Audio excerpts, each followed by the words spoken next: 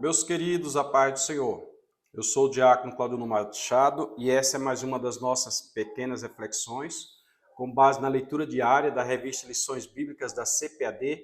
Esta é a nossa revista no segundo trimestre de 2022, lição dos adultos, que tem como tema do trimestre os valores do reino de Deus. Nós estamos estudando sobre o Sermão do Monte. Está sendo extraordinário. Inclusive, quero aproveitar aqui para parabenizar os senhores da igreja que têm estado presente nas nossas escolas dominicais. Ontem faltou lugar para quem chegou atrasado. Quem chegou atrasado, o irmão chegou atrasado, a gente teve que arrumar um lugar lá para ele, porque já não tinha espaço. E quero que os irmãos continuem com aquela iniciativa, a iniciativa de convidar outros que são membros da igreja, mas que não fazem parte da escola dominical. Às vezes não faz parte da escola dominical porque pensa que a escola dominical não tem conhecimento, não tem didática.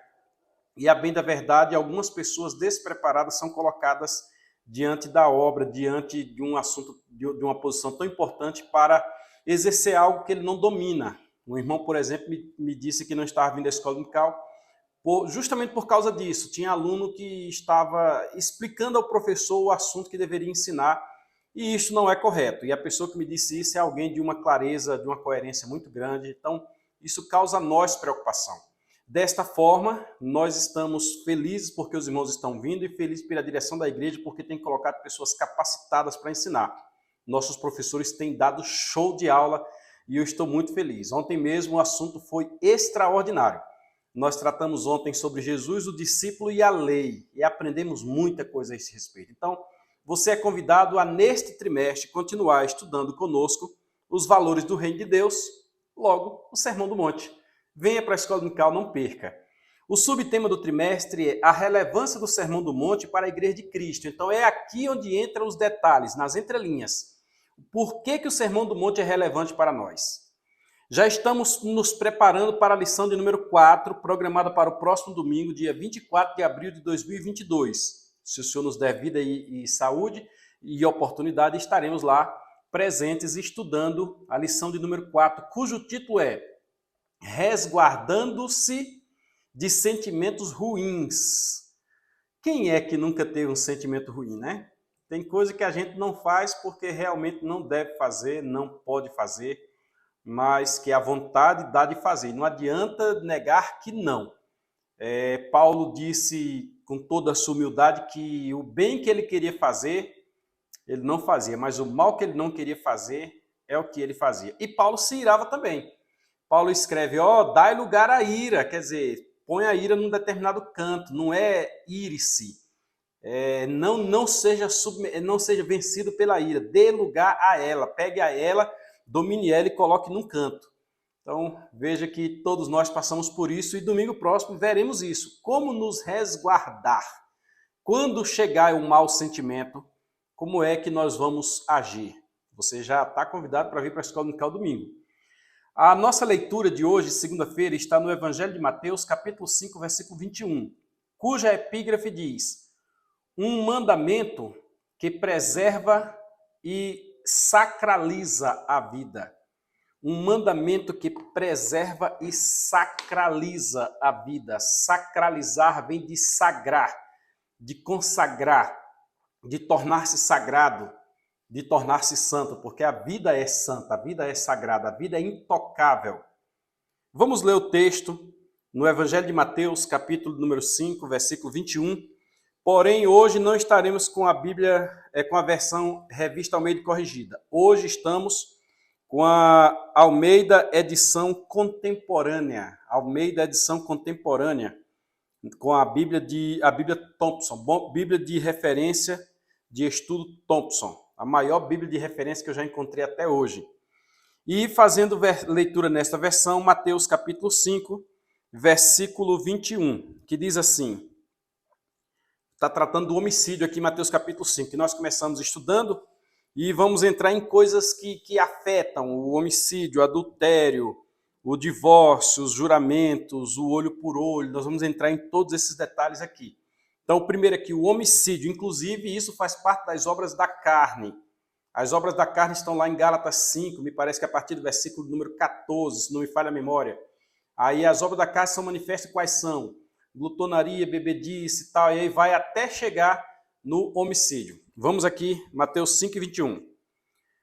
Ouvistes que foi dito aos antigos, aos pais, lá por Moisés, aos primeiros, lá no Monte Sinai: não matarás, e quem matar estará sujeito a julgamento.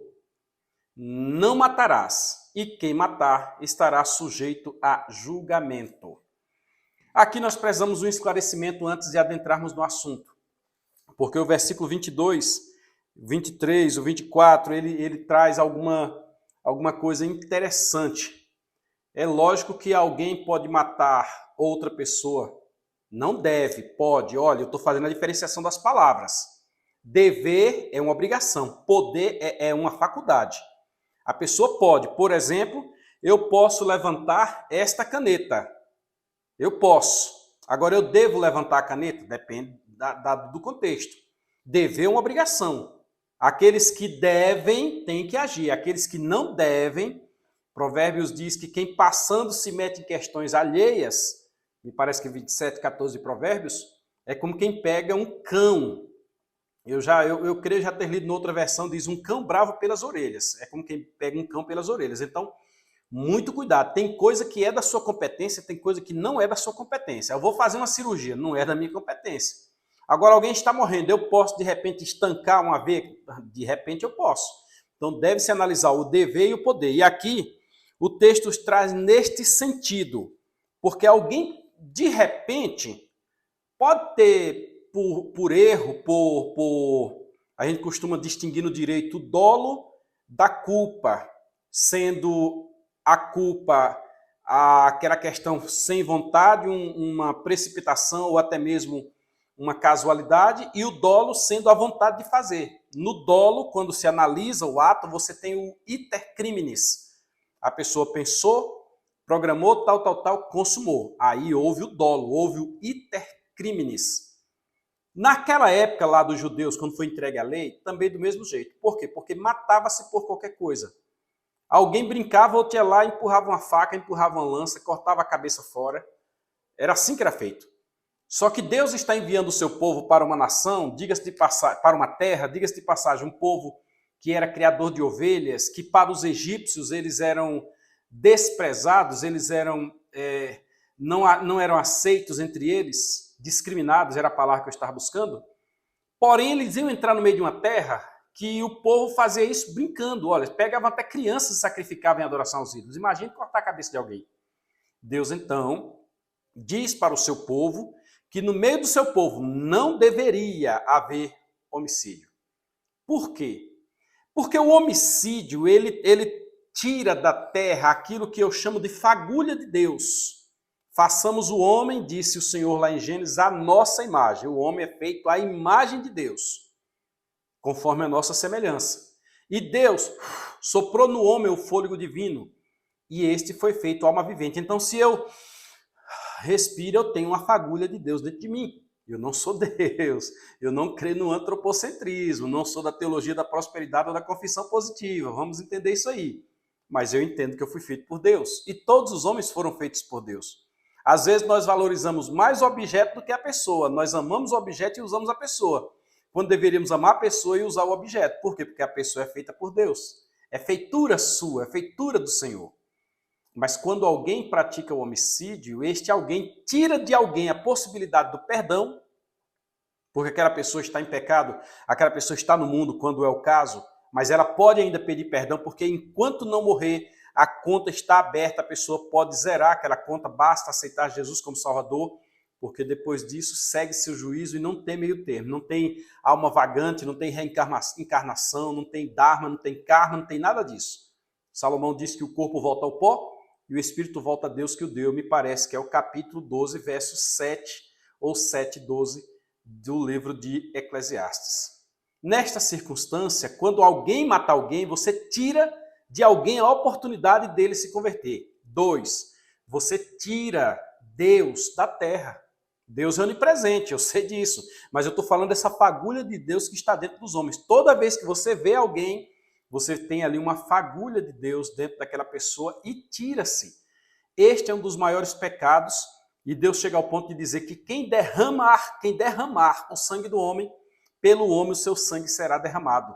Então eu, particularmente, considero este como o maior, o pior dos pecados.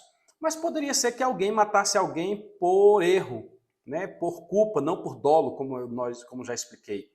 Aí, neste caso, o versículo diz assim, quem matar, não matarás, e quem matar estará sujeito a julgamento.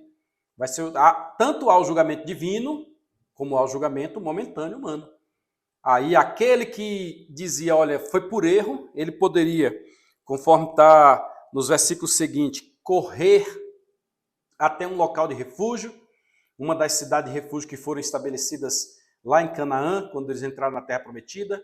Ele poderia correr até as pontas do altar, isso aí está em outro versículo, segurar nas pontas do altar e pedir um julgamento justo, e assim por diante.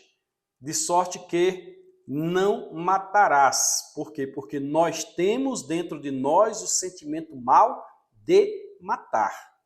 Uma vez uma pessoa colocou uma faca contra mim. Pense uma situação difícil. Mas o Senhor deu vitória e naquela circunstância eu consegui me livrar. Deus é bom. Na escola dominical, nós vamos estudar meios para como nos resguardar deste sentimento ruim, especialmente cumprindo o mandamento de preservar a vida humana. Legal, né?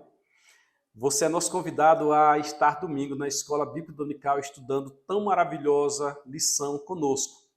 E se você assistir até aqui, faz assim, ó, se inscreve no nosso canal, compartilha, curta, manda aí para os obreiros, manda aí para alguém, deixe que alguém ouça, veja este conteúdo e seja abençoado pela palavra de Deus. Até domingo, na Escola Bíblica Dominical. Deus te abençoe.